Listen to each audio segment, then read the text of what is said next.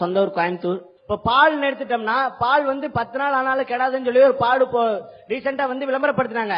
மாட்டுல கறக்கிற சுத்தமான பாலே 1.5 நாள் 2 நாள்ல கெட்டு போயிடும் காய்ச்சலனா. அது எப்படி சார் 10 நாள் கெடாம இருக்கும்?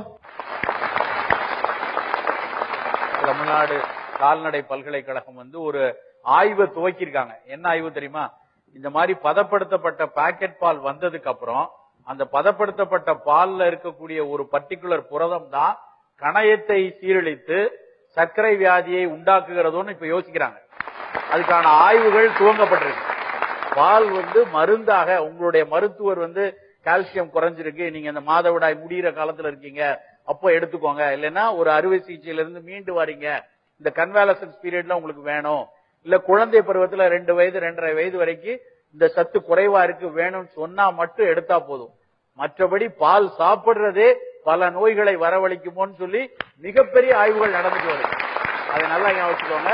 இன்னொரு ஒரு கருத்து என்னன்னா, மசாய் அப்படின்னு ஒரு பழங்குடியினர் இருக்காங்க. மசாயின்னு சொல்லி ஒரு பழங்குடியினர், அவர்கள் பாலே அருந்துறது கிடையாது. வேற பால் எடுத்து தாய்ப்பாலுக்கு அப்புறம் அவங்க பால் அருந்துறது கிடையாது. 0.1% கூட அவர்களிடையே மாரடைப்பு கிடையாது. அதுதான் முக்கியமான விஷயம். இன்றைக்கு வரக்கூடிய பல நான் கம்யூனிகபிள் டிசீஸ் சொல்லக்கூடிய சர்க்கரை, ரத்த கொதிப்பு, மாரடைப்பு, ரத்த கொழுப்பு எல்லாத்துக்குமே இந்த பாக்கெட் பால் காரணமாக இருக்கும் அப்படிங்கிற ஒரு பயம் எங்களுக்கு எல்லாம் இருக்கு.